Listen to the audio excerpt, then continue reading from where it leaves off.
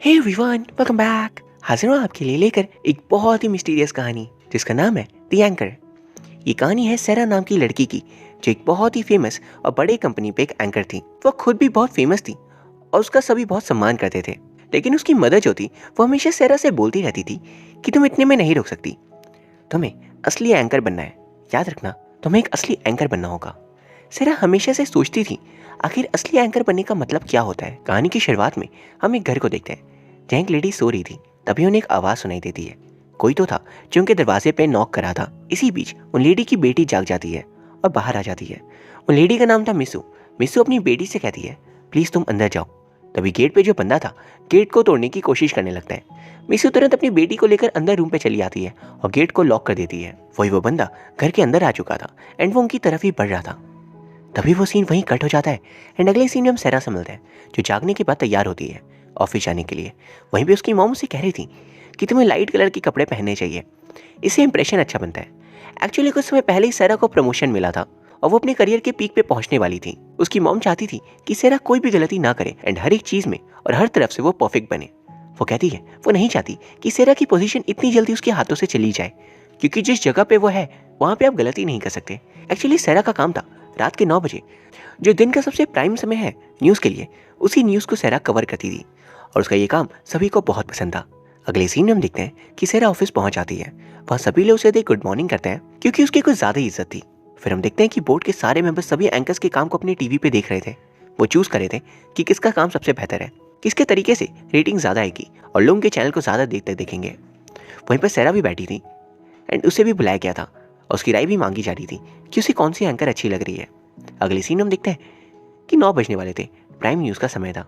सेरा एक रूम में बैठकर आज की हेडलाइंस देख रही थी। तभी उसे एक कॉल आता है कि आप प्लीज़ आ जाओ, समय हो चुका है।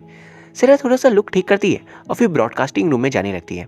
वो जा ही रही थी कि तभी उसका कलीग उसे रोकता है और कहता है 9 बजने में अभी थोड़ा वक्त है, प्लीज़ क्या तुम इस कॉल पर जो लड़की है उससे बात करोगी, वो सिर्फ तुमसे ही बात करना चाहती है। तो सेरा उस कॉल को ले लेती है। कॉल पर जो लेडी थी वो बताती है, मेरा नाम है मिसू, कई दिनों से एक आदमी मुझ पे और मेरी बेटी पे हर रोज़ नज़र रख कर है। मुझे कुछ समझ नहीं आ रहा कि मैं क्या करूं। उसके घबराते हुए स्वर को सुनकर सेरा कहती है, आप प्लीज़ मुझे अपना एड्रेस बताओ। मिसू के एड्रेस को लिखने के बाद सेरा कहती है, हम लोग तुरंत आपके बारे में पुलिस स्टेशन पे बता देंगे एंड वो लोग आकर आपको बचा लेंगे। मिसू कहती है, क्या इसका मतलब आप नहीं होगे? आप आ जाओ ना, मैं भले ही मर जाऊँ लेकिन मैं चाहती हूँ मेरे बारे में खबर आप सुनाओ। आप फेमस एंकर मिस सेरा हो। मैं बहुत खुश होंगी अगर मेरे बारे में टीवी पे आप न्यूज़ बताओगे। मेरा ये सपना है। ये सुनकर सेरा को बहुत अजीब लगता है। मिसू कहती है, मैं हमेशा से आपके जैसी बनना चाहती थी, प्लीज़ आप आ जाओ।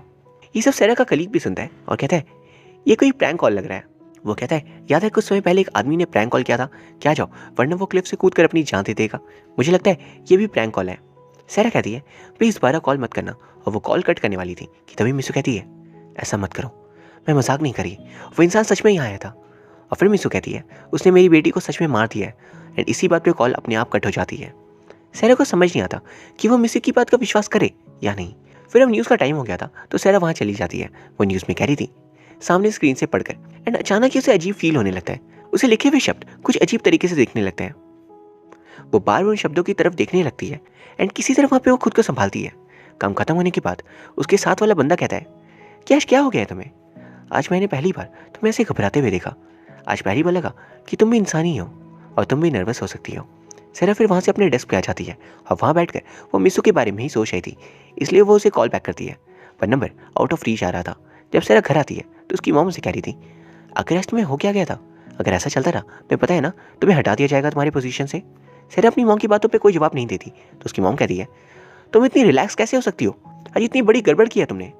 उसकी मॉम पूछती है, आखिर बात क्या है, बताओ तो। सेरा कहती है, आज उसे एक लड़की का कॉल आया था और उसी की बातों से वो परेशान है।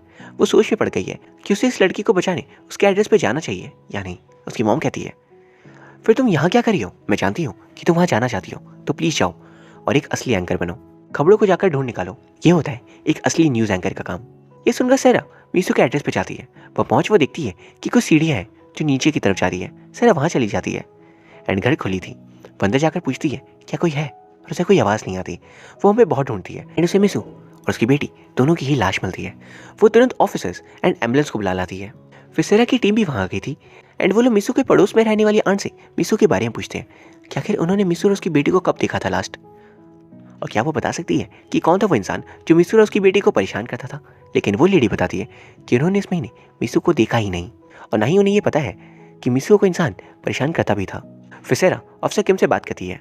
वो बताती है किसी ने मिसू और उसकी बेटी की जान ली है। किम कहते हैं उन्हें तो ऐसा लग रहा है कि मिसू ने खुद की जान खुद ली है, पर वो कहते हैं कि इन्वेस्टिगेशन हो रही है, वो जल्द सच का पता लगा लेंगे। अगले सीन हम देखते हैं कि खबर न्यूज़ चैनल पे आ गई थी और इसके बारे में सर ने ऑलरेडी साइट से रिकॉर्डिंग कर ली थी। तो वो लोग उस एक्सक्लूसिव फुटेज को टीवी पे दिखाते हैं और बताते हैं कि हमारी एंकर इस घटना की लाइव गवाह है। फिर वो लोग कल मिसू की आई हुई कॉल की रिकॉर्डिंग भी सुनाते हैं और बताते हैं इस कॉल के एंड की बातों को अगर आपने सुना है तो आप समझ पाओगे कि कोई भी इसे सुनकर ऐसा समझेगा कि एक प्रैंक कॉल है। इससे सैरा को भी लगा ये किसी फैन ने किया होगा, पर फिर भी वो काम के बाद उस जगह पर गई। इससे हमें यह पता चलता है कि सैरा कितनी नेक दिल है। एक तरीके से वो लोग सैरा को एक हीरो की तरह पोर्ट्रे कर रहे थे।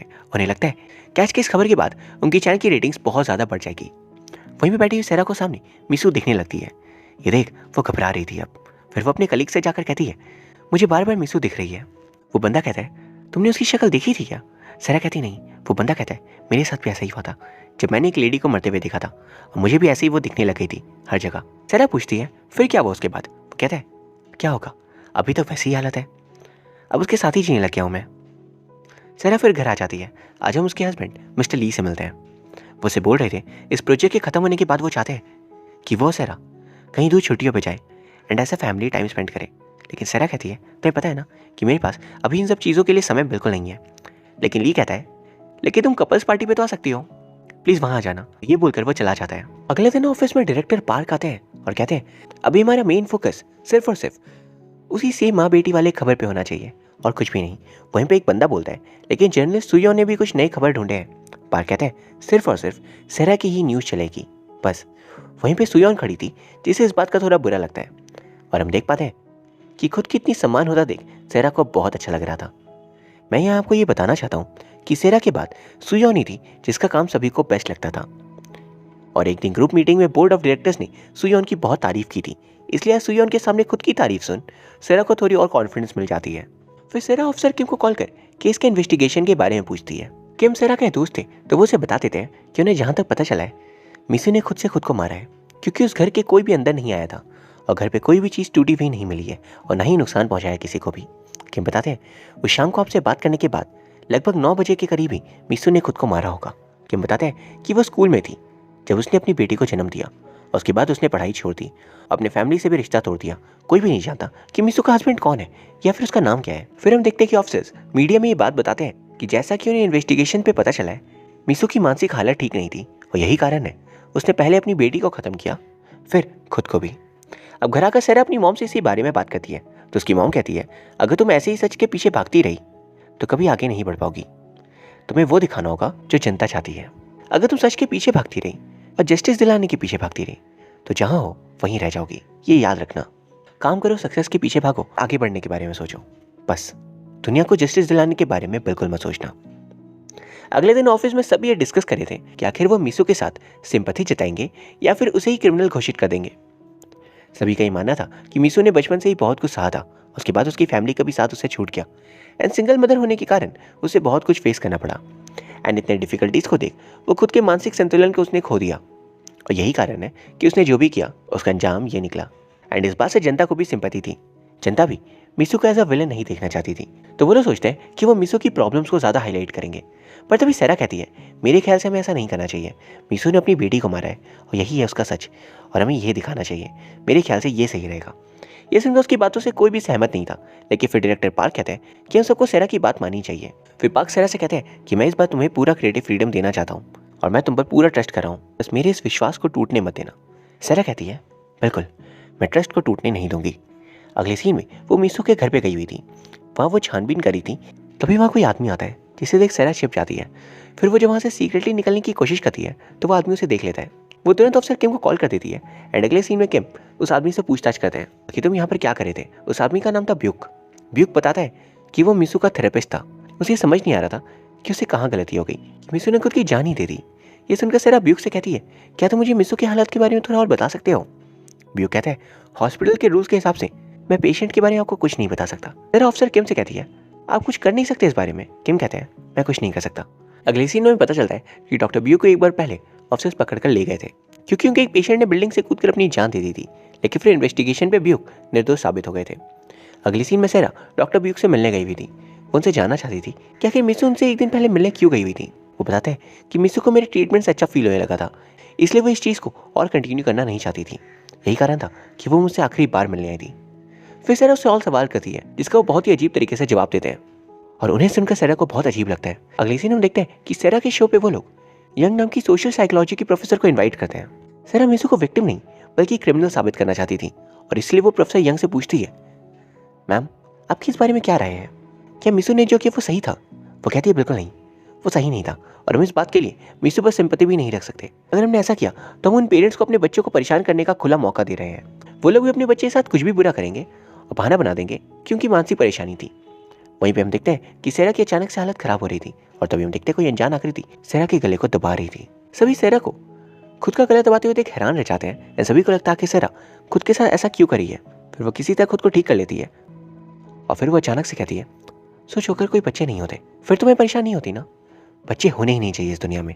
क्या हम समझ पाते हैं सेरा शायद मीसू के भूत के कब्जे में थी।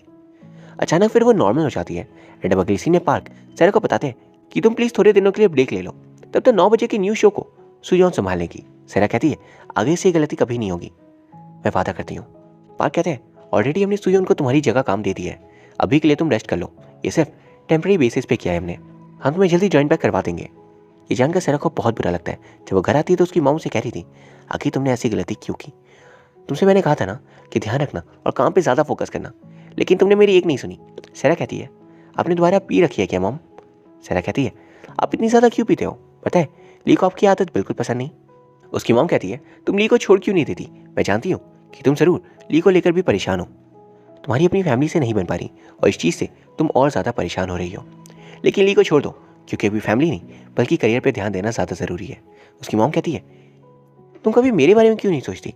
मैंने तुम्हारे लिए क्या नहीं किया? तुम्हें पढ़ाया लिखाया ताकि तुम सक्सेसफुल बन सको और तुम मेरी एक भी बात नहीं सुनती। ली को छोड़ दो। सेरा गुस्से अपनी मॉम को कमरे से बाहर कर देती है। उसे वहाँ पर डॉक्टर ब्यूक का कार्ड दिखता है। वहाँ पर वो हिप्नोसिस के ऊपर वीडियोस देखती है यूट्यूब पर एंड अगले दिन वो डॉक्टर ब्यूक से मिलने जाती है। उनसे हिप्नोसिस के बारे में पूछती है एंड उनसे ये भी कहती है कि मिसू ने भी हिप्नोसिस करवाई थी ना? ब्यूक कहते हैं हाँ उसने भी करवाई थी। वो बताते हैं मिसू के साथ सब कुछ ठीक था, बस उसे एक प्रॉब्लम थी और वो उस प्रॉब्लम से छुटकारा पाना चाहती थी। उसे दरअसल डिसोसिएटिव आइडेंटिटी डिसऑर्डर थी। उसके अंदर 2 पर्सनैलिटीज़ थी एंड इसीलिए वो मुझसे उस दिन मिलने आई थी क्योंकि वो अपने अंदर की उस खतरनाक पर्सनैलिटी से छुटकारा पाना चाहती थी। सेरा कहती है मुझे आजकल रोज़ मिसू की आत्मा दिखती है, आखिर क्यों हो रहा है ऐसा मेरे साथ? ब्यू कहते हैं आपको कैसे पता कि वो मिसू ही है? आपने तो उसके फेस को कभी देखा ही नहीं। सेरा कहती है शक्ल तो मैंने नहीं देखा पर उसकी आवाज़ से मैं उसे पहचान सकती हूँ, पर उसे पता नहीं क्यों लगता है कि वो मिसू ही है। ब्यू कहते हैं फिर आपको कैसे पता कि आप मिसू को ही देख रहे हो? सेरा कहती है क्या तुम मुझे हिप्नोसिस की मदद से उस दिन मिसू के घर पे पहुंचा सकते हो? मैं उसकी शक्ल को देखना चाहती हूँ। ब्यूक वैसे ही कहता है एंड वो सेरा से कहता है बिल्कुल रिलैक्स हो जाओ और आंखों को बंद करके सिर्फ और सिर्फ मेरी बातों पे ध्यान देना। एंड अगले सीन में जब सेरा की आँख खुलती है तो वो एक फील्ड में थी। सामने उसकी एक बंकर जैसा कुछ था एंड ब्यूक कहता है जो दिख रहा है उसके अंदर जाओ, देखो वहाँ पर आखिर है क्या। सेरा बंकर के अंदर सीढ़ियों की मदद से नीचे जाती है एंड वो मिसू के घर पे पहुँच जाती है। वहाँ जाते ही वो मिसू के कमरे के अंदर आती है तो उसे मिसू दिखाई नहीं देती। ब्यूक कहता है कोशिश करो वो तुम्हें दिखाई देगी। वो कोशिश करती है और मिसू का सेलफोन बजने लगता है। वो घबरा जाती है एंड वो वहाँ से पागलों के जैसे भागती है। बाहर आकर वो देखती है बहुत सारे बैट्स उसकी तरफ आ रहे हैं और सामने उसे एक हिरन भी दिखता है। अगले सीन में हम देखते हैं सेरा घर आ रही थी। अगले दिन जब वो ऑफिस आती है तो उसे पता चलता है कि 9 बजे वाली न्यूज़ को परमानेंटली सुयोन को दे दिया गया है। वो पार्क से बात करती है कि आखिर पार्क ने ऐसा क्यों किया, क्योंकि सुयोन तो बिल्कुल इनएक्सपीरियंस्ड है।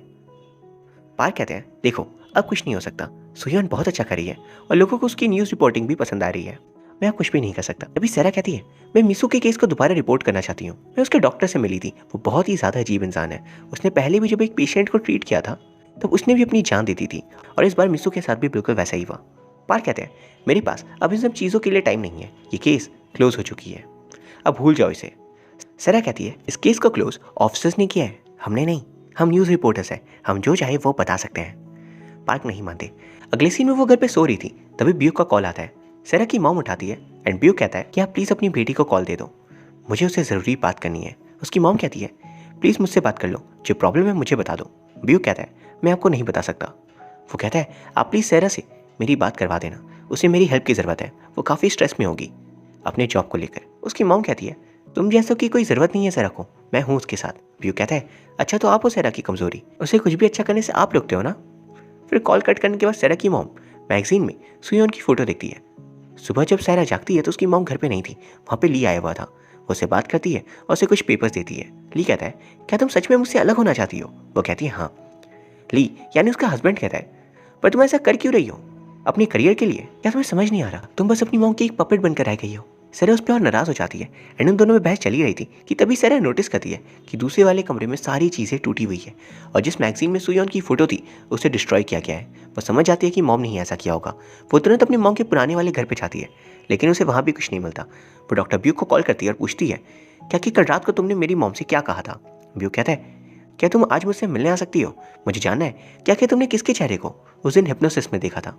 ये सुनकर सेरा कहती है, वो तुम हो ना जिसके कारण मिसू ने अपनी जान दी? तुम लोगों को हिप्नोटाइज करते हो और फिर उन्हें मरने को बोलते हो। ऐसा तुम करते क्यों?